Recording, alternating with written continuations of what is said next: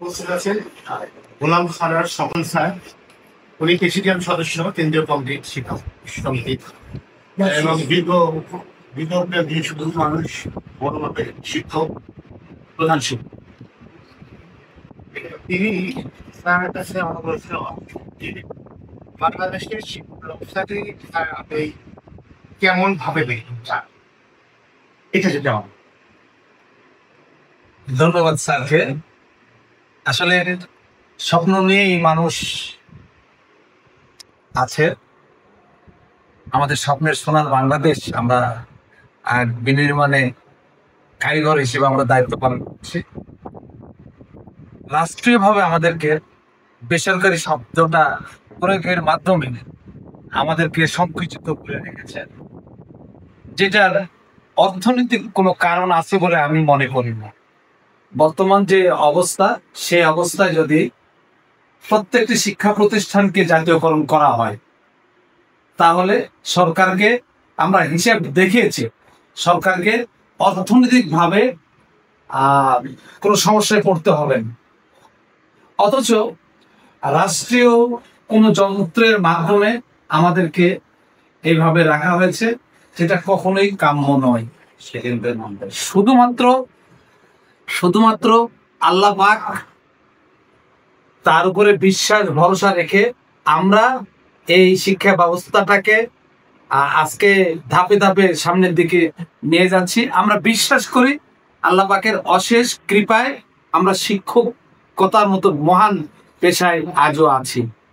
আমাদের নেতা সেলিম ভূঁইয়া আমাদের আর্থিক সুবিধার ক্ষেত্রে বাংলাদেশে সর্বোচ্চ ভূমিকা রেখেছে, এবং আমরা আরো বিশ্বাস করতে চাই বাংলাদেশে এই শিক্ষা প্রতিষ্ঠান জাতীয়করণ সহ অন্যান্য সুযোগ সুবিধা আদায়ে আমরা ওনার নেতৃত্বেই সচেষ্ট আছি এবং ভূমিকা পালন করে যাচ্ছি। কিন্তু কিছু কিছু ক্ষেত্রে আমাদের বৈষম্যের শিকার হতে হচ্ছে। অতি সম্প্রতি শিক্ষা প্রতিষ্ঠানের সভাপতি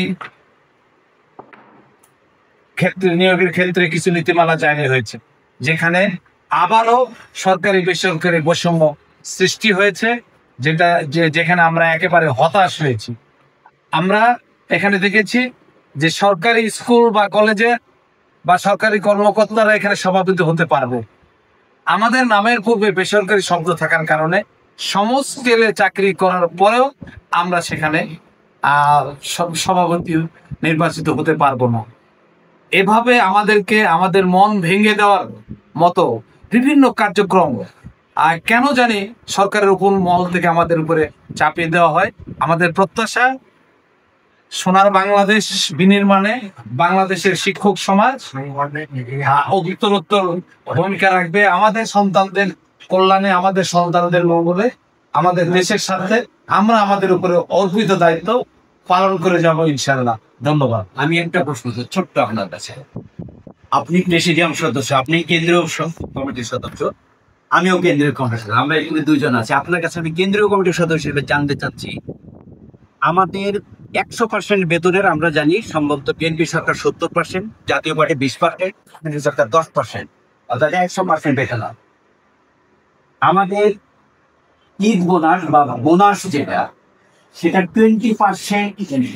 25% শুরু হয়ে সেটা কোন সময়ে, বাকি 50% কোথায়, এবং 100% আমরা কবে পেতে পারি, একটু যদি ক্লিয়ার বলতেন। আমরার মাধ্যমে আমরা শিক্ষকরা জানি। ধন্যবাদ। যা আপনারা ইতিমধ্যে জানেন যে বিগত বিএনপি সরকারের আমলে সেলিম ভূঁইয়ার নেতৃত্বে যে মিটিংয়ে আমি নিজেও উপস্থিত ছিলাম, সেখানে তৎকালীন শিক্ষামন্ত্রী ডক্টর ওসমান ফারুকের নেতৃত্বে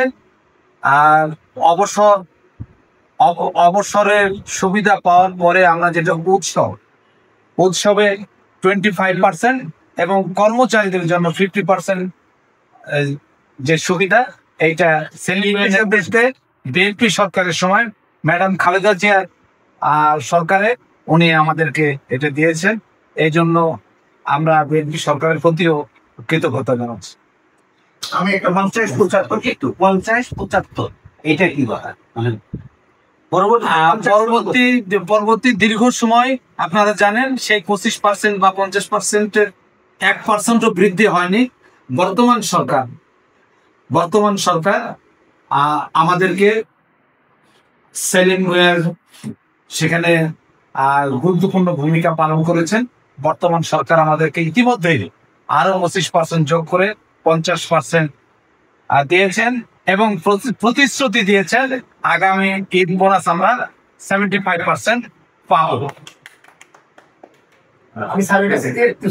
আমি তো এতক্ষণ যা শুনলাম তাতে করে শুধু আর্থিক সুবিধা দিয়ে আমাদের জন্য আশাব্যঞ্জক এবং ভবিষ্যতে আমরা পাবো।